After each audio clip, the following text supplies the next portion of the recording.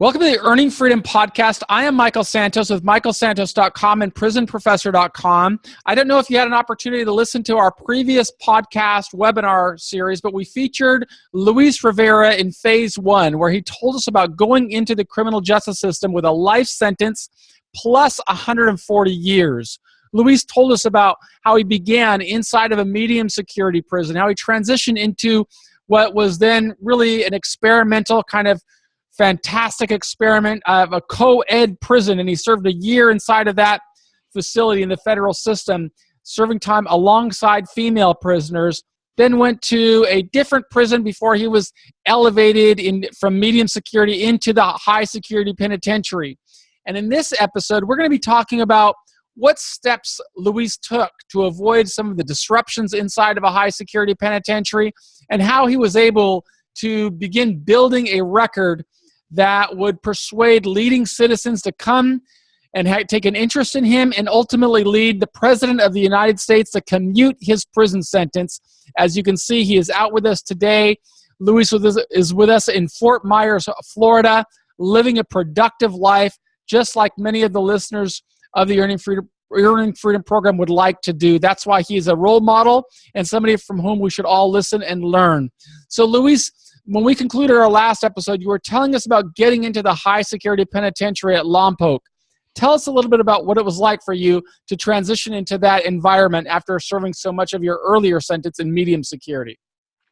Well, it is different, and it's a bit of a shock. In one way, you like it because when you reach the penitentiary level, you don't have all the what we call the rodents running around, and a lot of them are paper badasses, so to speak, because they really aren't as tough as they think.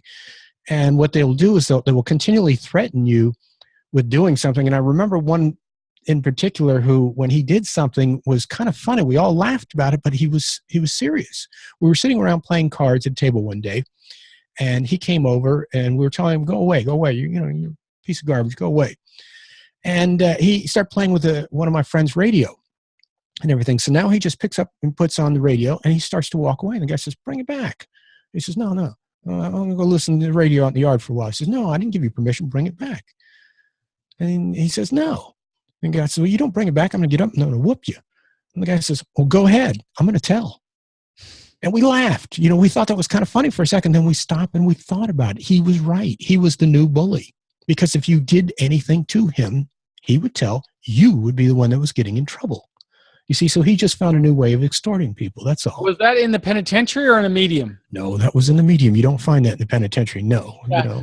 Funny thing, a lot of guys in the medium will say, oh, I wish I was in the penitentiary. And it's easy to say that when they're in the medium. What I found is that in the medium, everybody said, the guys who said they wanted to go to the penitentiary didn't really understand what it was like, because everybody in the penitentiary wished they could get back down to a medium. Everybody. Trust me. I mean, one of the bad parts about living in a medium is, like I said, living around with people like that, and people who don't have, prison experience or street experience, and don't understand how violent and how dangerous it can be. In some of the penitentiaries, you have some extremely dangerous people. So you went in there as a young man, and how were you able to interact? What was your strategy for navigating the high security penitentiary? Well, I didn't really have a strategy other than having basic common sense. And when you go to prison, one of the things you learn about is don't mess with the homosexuals because they belong to somebody, okay? Don't even talk to them, because most of them are your time wasters, will latch on to you, try to manipulate you, try to get something from you, whatever. Watch the gambling.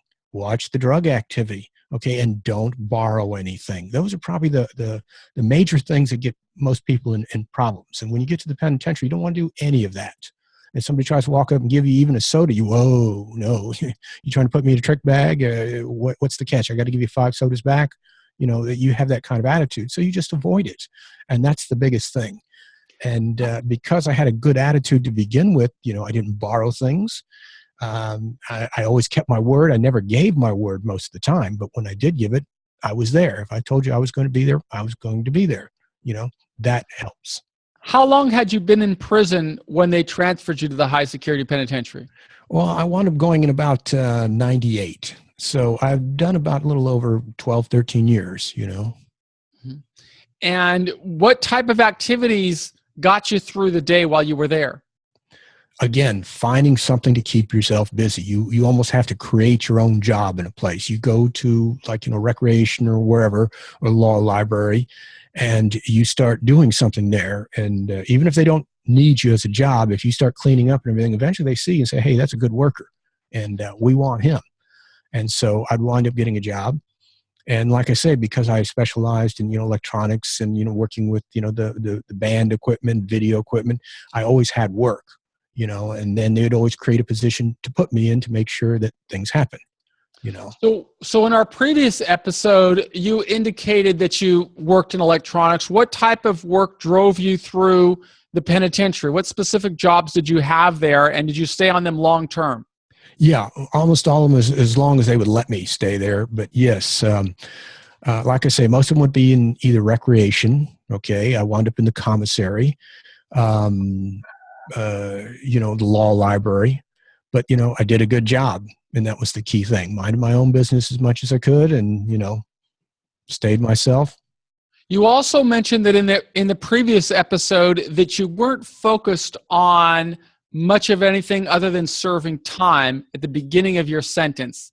Did there come a time, or if there did, can you tell us about how your perception or what you did to change that adjustment?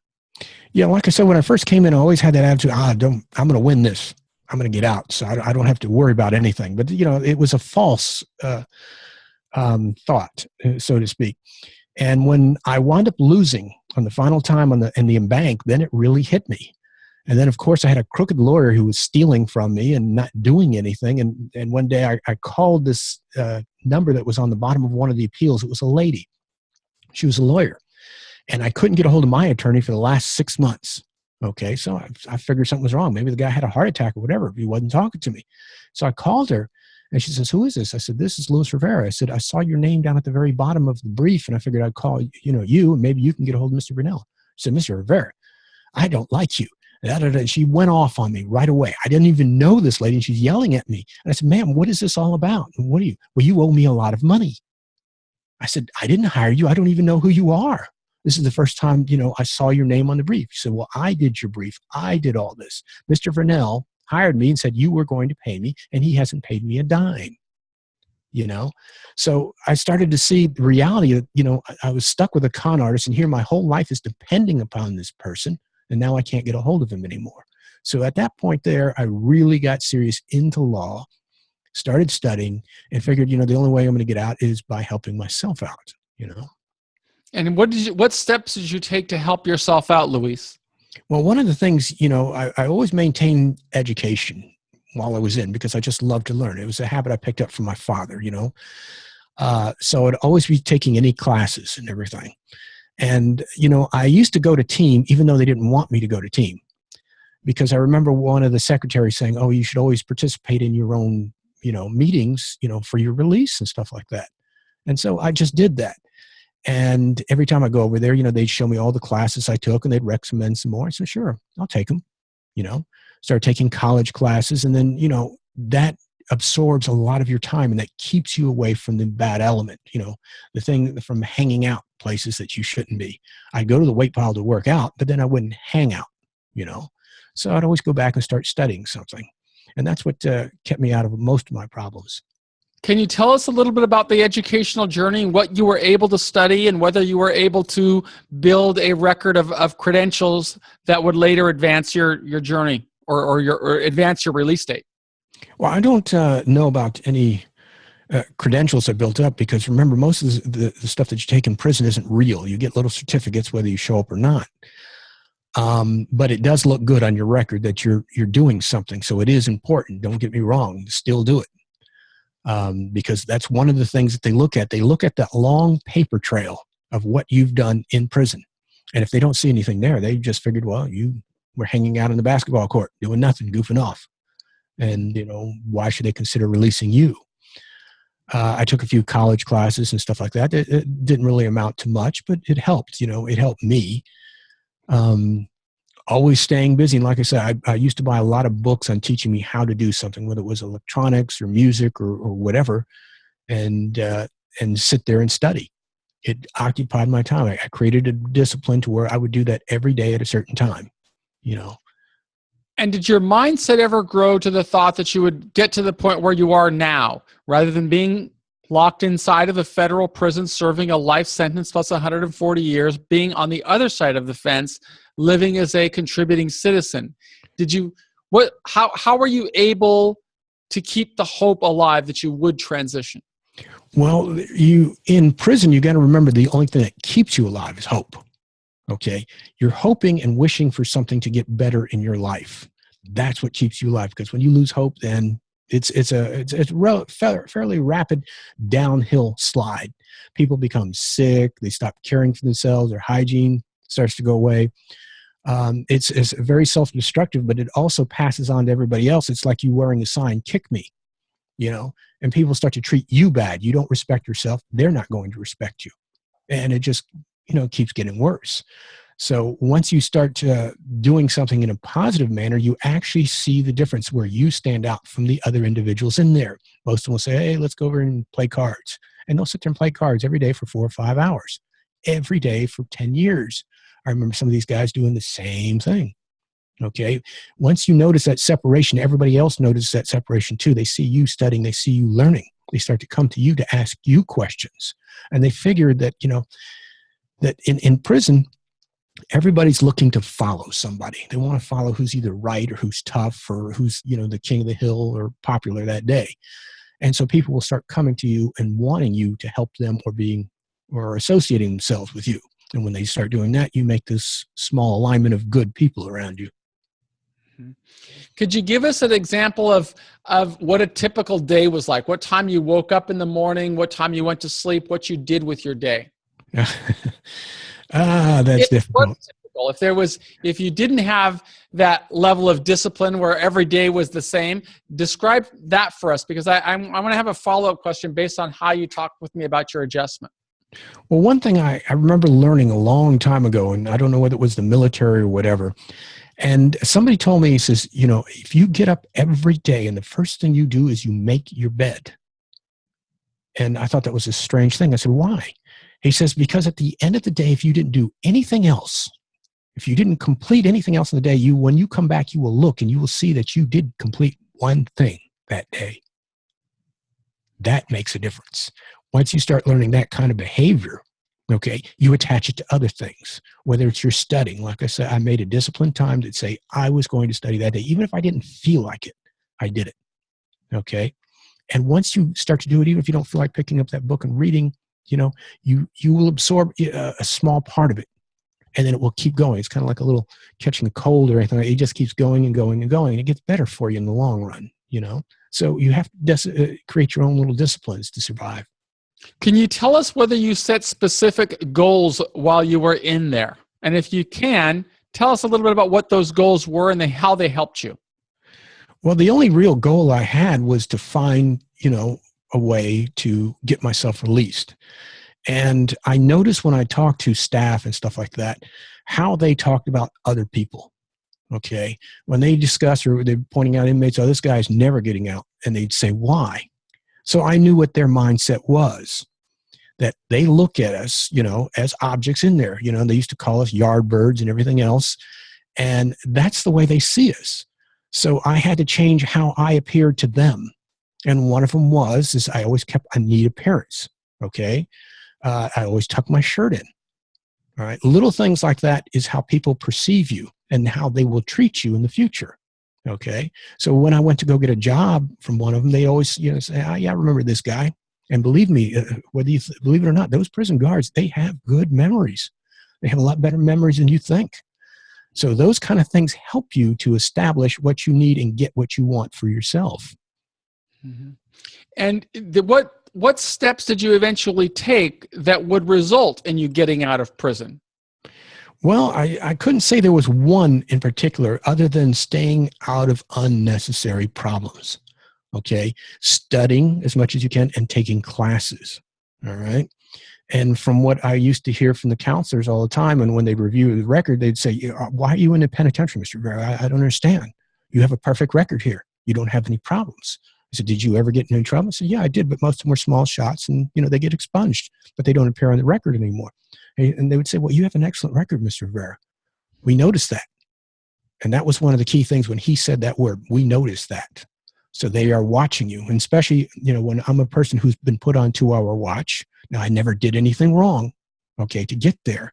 And that 2-hour watch, believe me, is a major problem. Every 2 hours, you have to report to an officer. I don't care where you're in the yard or anything. And if there's none on the yard and you can't report, you're in big trouble. It's your fault, not theirs.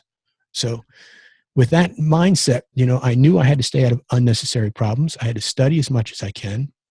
And literally what you're doing is you're grooming your future of what you look like to them, okay, which is very important. That helped in the long run, because one of the things that one of the psychologists in there wrote a beautiful letter for me. And in it, he said, in all my career, 20 some odd years being in corrections, I've never seen somebody with such a perfect record. And at what stage in your journey were you when you received that letter? I was in the penitentiary at Coleman. Okay. Mm-hmm. And that letter, believe it or not, helped. It not only convinced my attorney, okay, it convinced the prosecutor and it convinced the judge, because both of them commented on that. Okay. So you see right there that my behavior that I did had an effect. Well, walk us through a little bit beyond that. So you said you were in Lompoc for a while, then you mentioned you were in Coleman. At what stage in your journey were you when you received this letter from the psychologist at Coleman? And what prompted that letter? Okay, I wound up in Coleman, Coleman USP about 2005. What happened was they were phasing out the penitentiary part at Lompoc, okay? They were sending everybody out to all local penitentiaries. And that's a story all by itself, because when they first started sending people over to one of the new places, I forgot, that opened out there in the desert in California. Victorville. There was all kinds of problems because Victorville was new and they didn't allow smoking. They didn't allow this. They didn't allow that. There was riots over there. I mean, they were beating up staff, okay? Until finally the staff had to figure out what to do. And they tried doing everything to appease these people. But, this was a vicious bunch coming out of Lompoc. And at the very end, I was scheduled to go over there. Now, again, I was on one of the last bus. There was only a handful of us left, and they were turning that into an FCI. Lompoc was turning to an FCI. The last minute they came over after one of the little skirmishes over there. I don't know if it was after the staff was killed or just beat up. I'm not sure which one it was. But they told us all, no, we don't want any more people from Lompoc, So I got lucky and I got sent to Coleman, which was near my home. I haven't been near home in 30 years. Okay. So that turned out great for me. So when I was in Coleman now, I got there in 2005. It was probably within the last year or so, about 2013, 2014, when this staff member wrote that letter for me. And so you mentioned that your attorney commented on it. How was it that you were able to get an attorney that late in the game after being in prison for 25 or more than 25 years? Well, I had exhausted all funds and everything like that. And what was happening is a wonderful person and a good friend, Julie Stewart, helped me. Julie had been, we had gotten lost in our contact. We used to be in contact quite a bit when I was in McKean. I first filmed her when she was starting out in FAM, and we kept in contact for a little while, then we lost contact. And through a friend that sent a donation to her and said, I'm sending this in name of my friend, Luis Rivera. And she wrote back and said, wait a second, is this the same Luis Rivera? And she described him and said, yes, that's the one. I said, where is he? So my friend, Joan, gave her, my address and everything like that. And Julie immediately contacted me and asked me, what was my disposition. I explained it to her. And she started, trying to get me a lawyer. I said, listen, I got some lawyer friends. Let me see what I can do to help you. And the first one or two didn't turn out, because once they looked at it, they said, gee, there's nothing we can do for this individual, And when I got the last one, okay, and this guy was great. There's nothing else I can say about him. Sam Sheldon, okay, Manuel Quinn, Urquhart and Sullivan, one of the biggest firms in the United States and probably the world. They gave him to me gratis, okay, no charge. And he was wonderful. And, we had a little bit of a problem at the beginning because what he wanted me to do He says, I read all your stuff. And I would have a hard time getting you back into court, Mr. Rivera. I'm going to be honest with you, but there is a way. Okay. And I'm sorry, but I wanted to correct you on something. I was not giving a commutation by the president. Okay. Okay. Sam got me out, and he did it under what's called the Holloway. Are you familiar with the Holloway Doctrine? I'm only familiar because Sam has spoken with me about his efforts of bringing the Holloway Doctrine, and I'd love for you to tell us about it. Okay, the Holloway Doctrine is a very unique doctrine because of some of the players involved.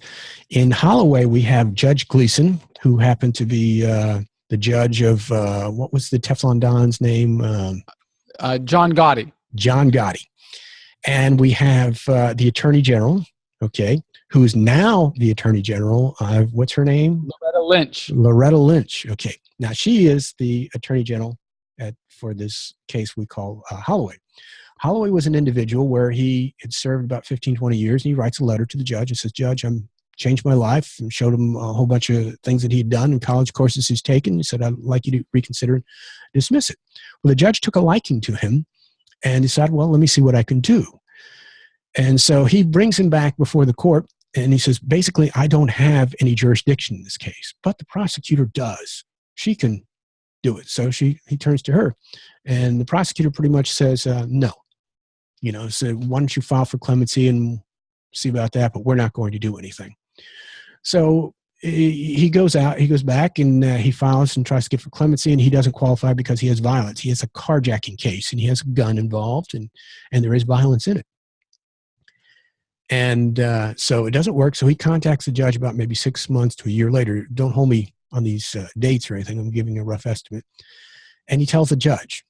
And the judge brings him back another time, okay?